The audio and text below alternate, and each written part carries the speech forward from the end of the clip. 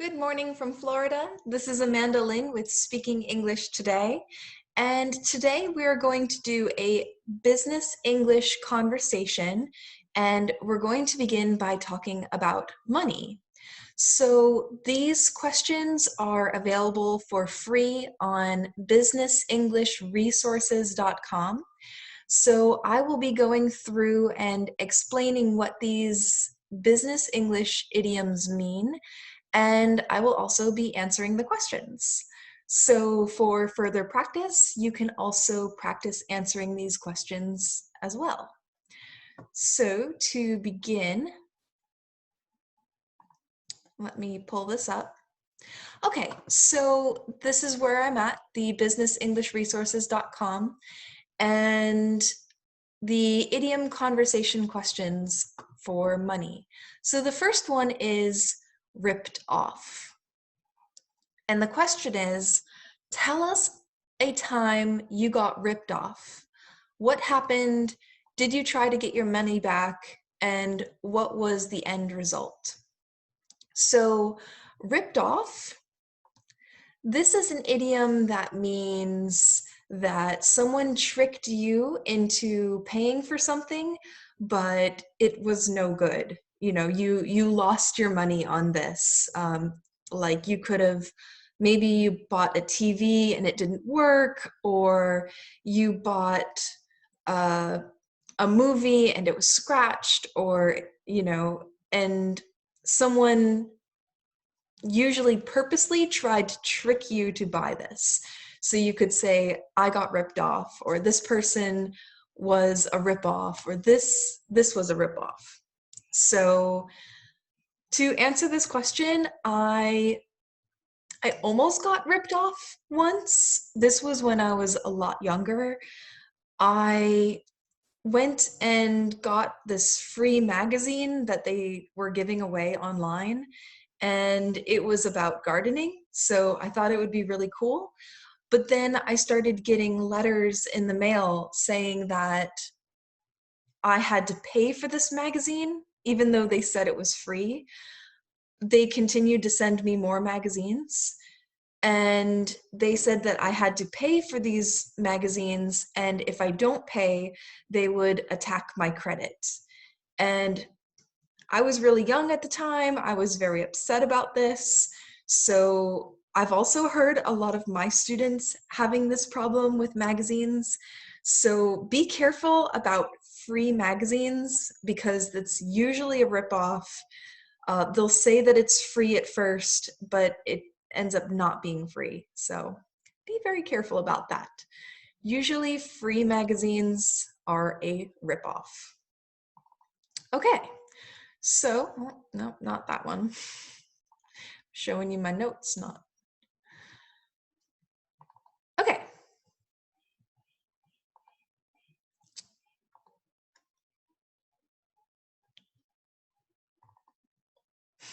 All right, now I finally got to it. All right, so the next one is making a living. Do you know anyone who makes a living doing something unusual? What does he or she do? Do you think you'd enjoy making a living doing what that person does?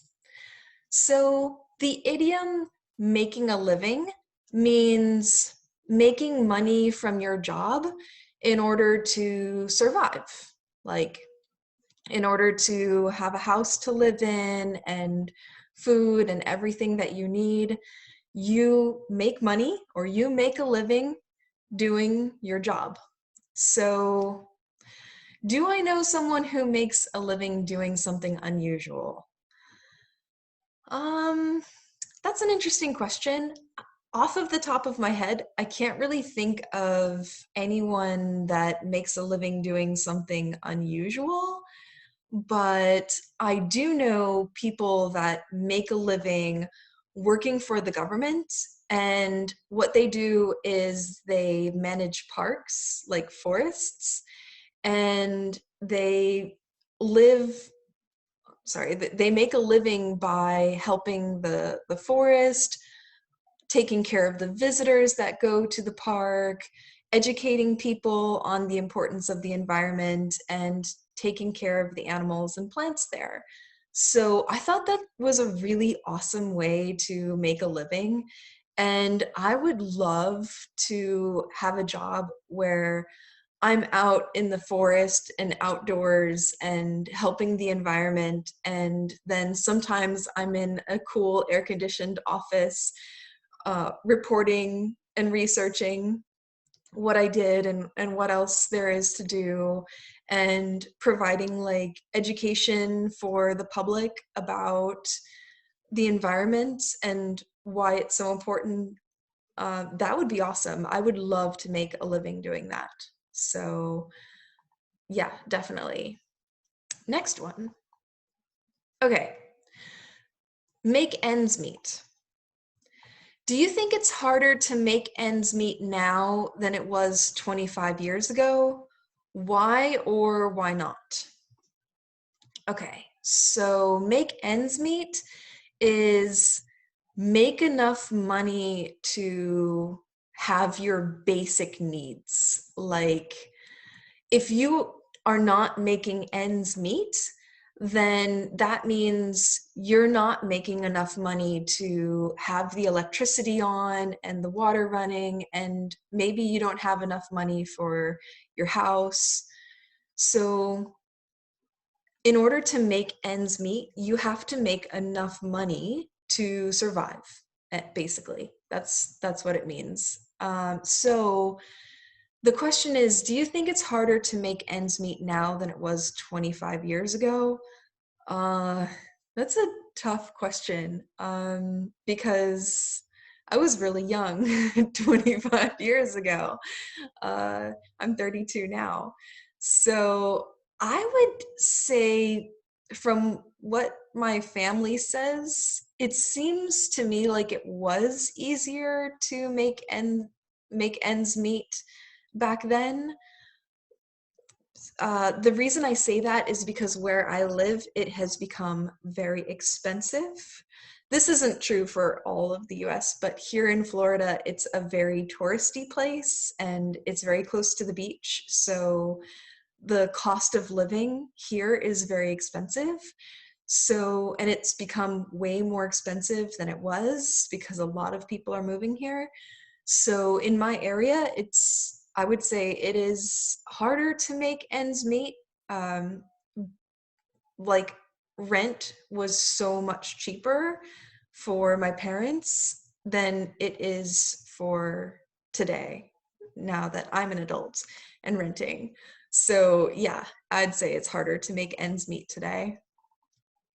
Okay. Bang for your buck. I like this idiom.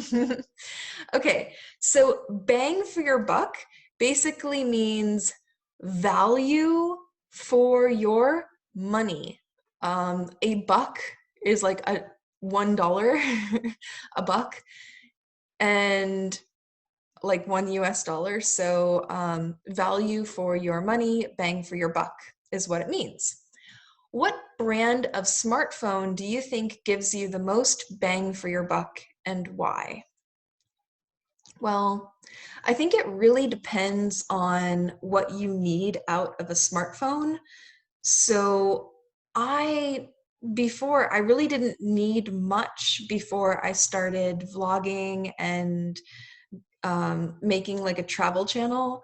So I would buy like really cheap LG phones that were only, I think, like $100 for a smartphone. If I bought a plan that was $30 a month for phone service, and I didn't really need much phone service because everywhere I went there was Wi-Fi.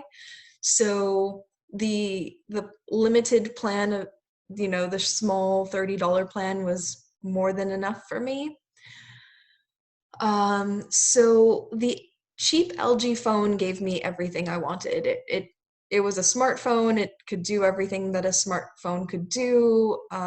It didn't have a whole lot of memory, and like it wasn't like fancy or high tech or anything, but I did get a lot of value out of that phone. So I felt like it gave me a lot of bang for my buck. Okay, next one. Getting your money's worth. So getting your money's worth means getting the amount of, like, getting the value you think you should get compared to how much you're paying. So the value you're getting is equal to the amount that you're paying. So the question is, tell us about a time you felt like you weren't getting your money's worth. That's a pretty tough question. I can't really think of a specific time when I felt like I wasn't getting my money's worth. But if I could like come up with an example, it could be like, let's say you got a Netflix account, like you paid for a subscription to Netflix, and I don't know, you paid like $15 a month or whatever it is, and you weren't using that service. You weren't watching any of the movies or the TV shows on Netflix because you were just too busy with work, and you could never find the time to use it, then you're not really getting your money's worth. So you're paying for the service, but you're not using it enough to be of any value to you. So at that point, it's like, why spend the $15 a month if you're not using it? So in that case, you wouldn't be getting your money's worth. But if you're using it, if you watch movies like every day, then you're definitely getting your money's worth. So, all depends. So the next one is pay off.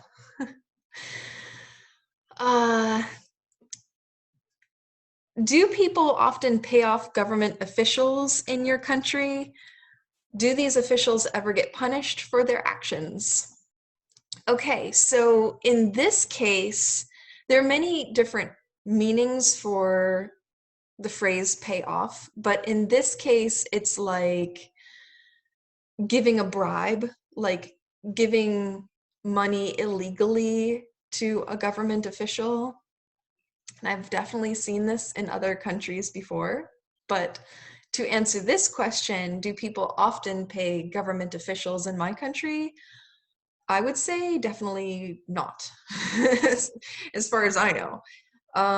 You could get in a lot of trouble if you try to like pay people off in the US. Like you couldn't pay like a police officer money if you feel like that would get you out of trouble. That would actually put you in a whole lot of trouble here in the States.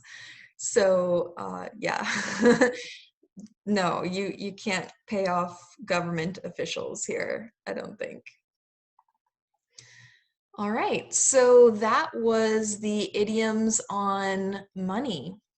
And I feel like we still have plenty of time, so let's go on to the next one, describing people. Oh, I like this idiom, down to earth. Okay, so down to earth is someone that is like really wise. They know about, they're very knowledgeable about the world, and yeah, they're wise. Like just a well-grounded person. So who is the most down-to-earth person you know? Tell us about him or her. That's a really good compliment to say that someone is really down to earth. So I don't know, I would say maybe my teacher that I had in high school, my art teacher, she was really down to earth. Like she was really understanding, and she knew like the kinds of things that teenagers were into. She wasn't ever like judgmental. You could always go to her with any idea or any problem, and you wouldn't feel like she would judge you, but she would give you advice that was so valuable. So I thought that she was really down to earth. Cut out for. So cut out for means that you have the ability, the skills, the knowledge to do something. So have you ever tried to do something that you simply aren't cut out for? And what was it? I'm sure I've tried many things that I wasn't cut out for. I really like to try a lot of different things. So let me try to think of one thing that I specifically was not cut out for. I've got one. So I am not cut out for climbing. And I remember I tried hiking in the mountains a few times, and when it came to climbing up the rocks, I had no problem with that, pretty much. I was okay. But when it came to climbing back down, like, I don't know what it is about me, but I get scared of heights. And for some reason, I can't climb down from things. So I can get stuck up like in a tree or on the top of a hill or something and not be able to get back down. So I am not cut out for climbing because getting back down is an important part of climbing. So yeah, I'm not cut out for that. Eat, sleep, and breathe. Ooh, this is something that, like, you are so passionate about that you think about this morning, noon, and night. You think about something all week long. It is your passion. It is your love. It is everything and anything you want to do. So not everyone has something that they eat, sleep, and breathe. You have to be pretty obsessed with something in order to do that. So is there anything that you eat, sleep, and breathe? That's a really good question. I, many times in my life, I would say no, but right now, I would say that this channel that I'm making and this new idea about sharing English with other people and making these videos and meeting people from all over the world and having them come onto my show and learning about them and helping them with their needs, like, this has definitely become my obsession. I think about it from the time I wake up in the morning to the time I go to sleep at night. I'm super passionate about this. So I would definitely say that this channel is currently what I'm really, really into. So this is something that I eat, sleep, and breathe currently. So yes, definitely. I love it. Black sheep. So a black sheep is someone that doesn't fit in with the rest of the group. And usually it's like a negative thing. It's like, usually it has to do with that person being a bad person. Not always, but generally it's like in a group of good people, there's this one bad person. Or in a group of people, there's one person that is totally different from everyone else and just does not fit in with the group. So do you fit in with the rest of your family, or are you the black sheep of the family? Does your family have a black sheep? If so, who is it? Okay, well, not to get too personal publicly, I am not the black sheep of my family. There definitely is a black sheep in my family, and that's what I'm going to say about that. All right, so keep to yourself. So this means that if you have, like, to say keep it to yourself, it means you have an idea but you're not sharing it.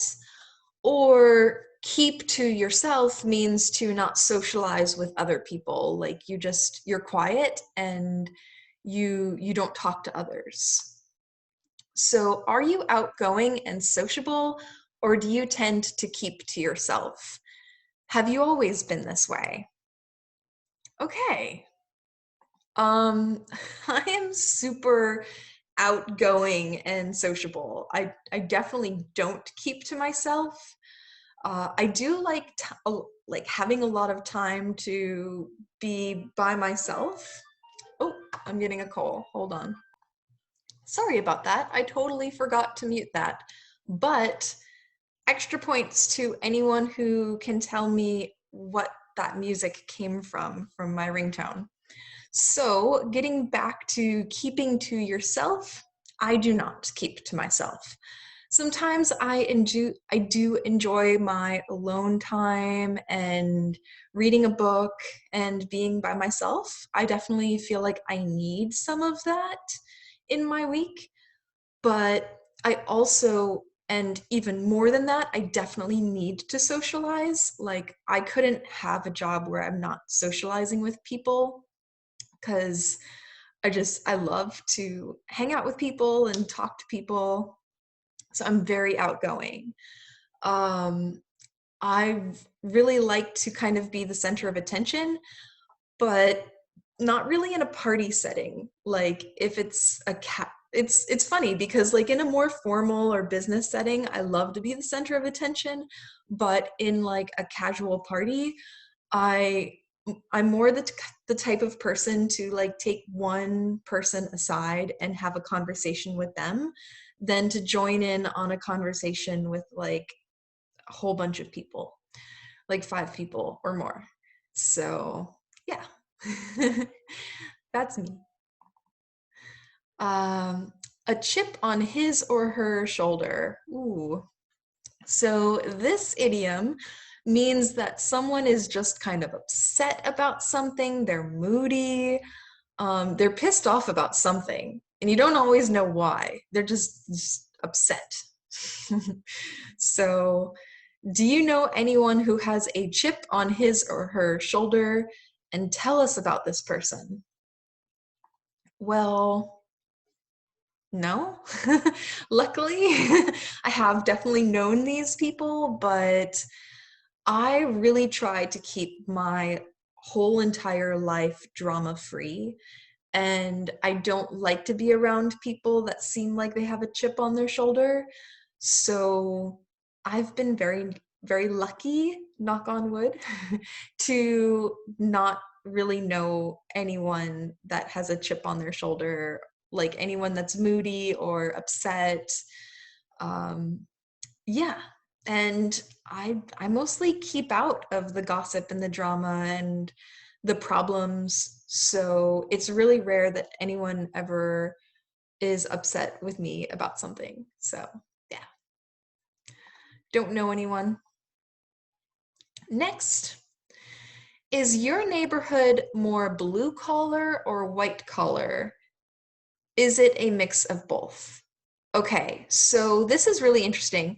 A blue collar worker is someone who works more like physically, like physical demanding jobs like maintenance or construction or um, something like that. Whereas a white collar worker is someone that works in an office. You know, they call it blue collar and white collar because blue collar, usually like a maintenance person, traditionally wears like blue, whereas someone who works in an office wears like a white collared shirt. So a white collared shirt is usually like more businessy, working in an office. It could even, I guess it could also be like working in education, maybe. So my neighborhood, Is your neighborhood more blue collar or white collar, or is it a mixture of both? I would say that my neighborhood is really a mixture of both. And where I live in Florida, it's not actually true that white collar workers make more money than blue collar workers.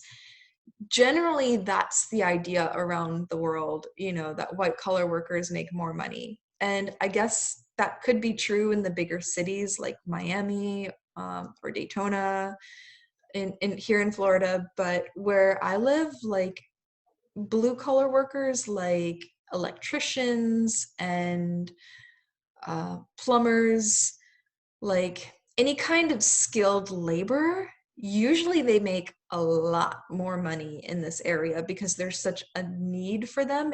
There's such a high need for these kinds of skills. And from what I've seen in this area, office workers don't really make that much money, unless they're some kind of director.